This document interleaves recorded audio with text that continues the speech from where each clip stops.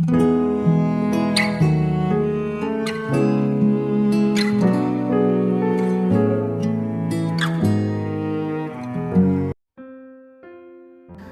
saudara yang kasih Tuhan Yesus, selamat malam dan salam sejahtera bagi saudara semuanya. Saya menyapa bagi saudara yang ada di Indonesia dari Sabang sampai Merauke, baik yang ada di kota maupun yang ada di desa sampai di seluruh pelosok tanah air. Saudara yang ada di Malaysia, di Sabah, di Sarawak, di Kuala Lumpur, di Kamboja, di Singapura, dan di Amerika Serikat, senang sekali kembali menjumpa saudara pada saat malam hari ini. Kiranya damai sejahtera dan sukacita daripada Roh Kudus melimpah dalam hati dan kehidupan saudara semua. Dan kiranya saudara semua dalam keadaan sehat selalu, puji Tuhan. Selamat datang kembali di Pokok Anggur bersama saya Yosia Krispianto. Mari saudara yang kasih Tuhan Yesus, sebelum kita bersama-sama merenungkan firman Tuhan, mari kita bersatu di dalam doa.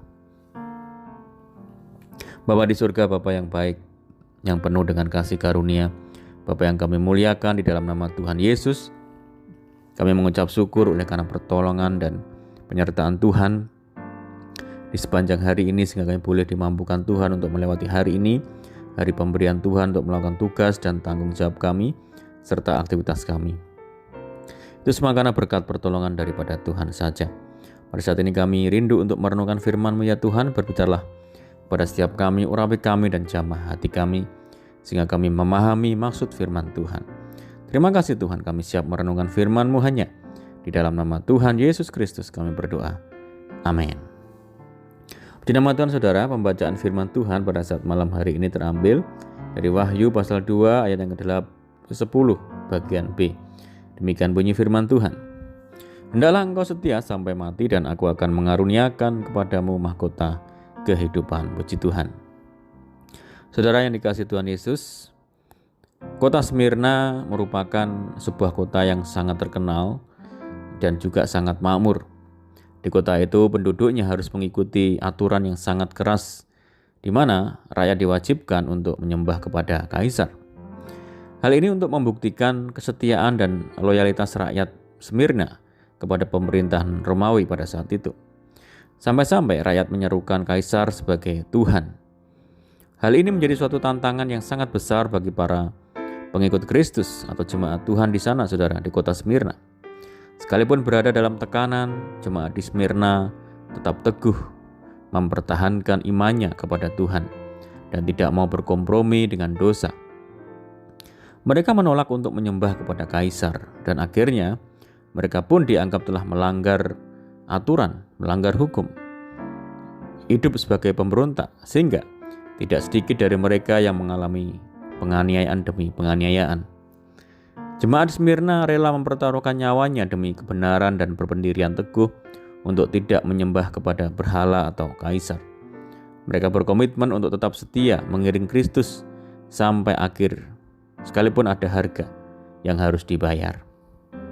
Saudara, di dalam kehidupan rohani kita seringkali diperhadapkan pada tantangan yang tidak beda jauh dengan keadaan jemaat di Smyrna. Tetapi tidak sedikit akhirnya tidak kuat dengan tekanan, dengan intimidasi, aniaya atau penderitaan. Ada banyak orang Kristen yang menyerah di tengah jalan, memilih untuk melakukan kompromi dengan dosa dan menyangkal imannya. Padahal Tuhan telah menyediakan upah yang besar bagi setiap orang yang percaya, yang setia sampai akhir, yaitu mahkota kehidupan. Tuhan menginginkan kita setia, saudara, apapun keadaan kita, sampai garis akhir hidup kita. Kita bisa meneladani Rasul Paulus yang berkomitmen dan mengatakan, karena bagiku hidup adalah Kristus dan mati adalah keuntungan. Puji Tuhan. Saudara, sebagai orang percaya kita harus kuat dan mampu bertahan sampai garis akhir, yang sekalipun harus diperhadapkan dengan hal-hal yang pahit, penderitaan, tetapi hidup kita harus berbau harum di hadapan Tuhan. Hidup yang mempermuliakan nama Tuhan lewat perbuatan-perbuatan kita, lewat perkataan-perkataan kita. Sebagai pengikut Kristus, kita harus loyal atau setia yang tinggi kepada Kristus. Mengapa harus demikian, saudara? Berikut ini ada beberapa hal kenapa kita harus memiliki kesetiaan. Yang pertama adalah karena hidup setia adalah meneladani Allah. Di dalam Ulangan 7 ayat yang ke-9 mengatakan, sebab itu haruslah kau ketahui bahwa Tuhan Allahmu dialah Allah yang setia, yang memegang perjanjian dan kasih setianya terhadap orang yang kasih kepadanya dan berpegang pada perintahnya sampai kepada beribu-ribu keturunan. Saudara, Allah adalah pribadi yang setia. Tuhan tidak pernah ingkar janji. Dari dulu sampai sekarang, Dia tetap setia mengasihi manusia. Allah memelihara hidup manusia dari hari ke hari sampai hari ini, detik ini. Jikalau Allah begitu setia kepada kita, saudara, maka kita pun juga harus meneladani karakter Allah yang setia itu. Yang kedua adalah karena hidup setia adalah hidup yang dipimpin oleh Roh Kudus. Dalam Galatia 5 ayat yang ke-22 mengatakan, tetapi buah roh ialah kasih, sukacita, damai sejahtera, kesabaran, kemurahan, kebaikan, kesetiaan. Firman Tuhan menyebutkan bahwa salah satu dari buah roh adalah kesetiaan. Kesetiaan menjadi bukti bahwa hidup kita benar-benar dipimpin oleh Roh Kudus. Yang ketiga adalah karena hidup setia pasti mendatangkan upah. Dalam Lukas 19 ayat yang ke-17 mengatakan, katanya kepada orang itu, baik sekali perbuatanmu itu, hai hamba yang baik. Engkau telah setia dalam perkara kecil, karena itu terimalah kekuasaan atas 10 kota. Saudara, kesetiaan adalah karakter yang Tuhan inginkan ada pada diri orang percaya. Bagi orang yang setia, Tuhan akan memberikan upah. Untuk itu saudara mengasihi Tuhan Yesus, mari saat ini kita memilih untuk semakin setia dan setia mengiring Tuhan, mengikut Tuhan apapun yang kita hadapi, apapun yang terjadi dalam hidup kita hari-hari ini. Mari kita tetap setia mengiring Tuhan sampai ke garis akhir kehidupan ini, karena ada upah kekal yang menanti kita, yaitu mahkota kehidupan. Amin, puji Tuhan. Mari kita berdoa. Bapa di surga, Bapa di dalam nama Tuhan Yesus, terima kasih buat firman-Mu saat ini. Tuhan, ajar kami untuk hidup dalam kesetiaan yang tinggi, dalam kami mengikut Tuhan, kesetiaan yang tidak terbatas sama seperti Engkau yang setia sampai mati di kayu salib untuk menebus dosa-dosa kami. Ajar kami apapun yang terjadi untuk tetap tinggal tenang dan percaya bahwa Tuhan yang selalu ada bagi kami. Terima kasih Tuhan.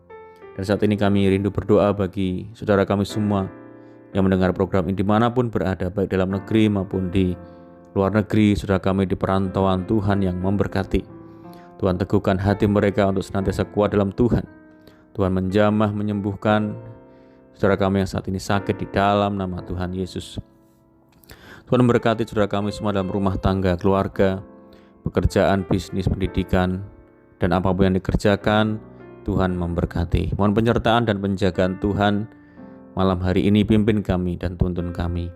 Berdoa bagi saudara kami yang terikat oleh kuasa kegelapan, Tuhan bebaskan, Tuhan lepaskan. Tuhan berikan penghiburan bagi saudara kami yang menderita, berikan kekuatan bagi setiap kami yang lemah dan putus asa.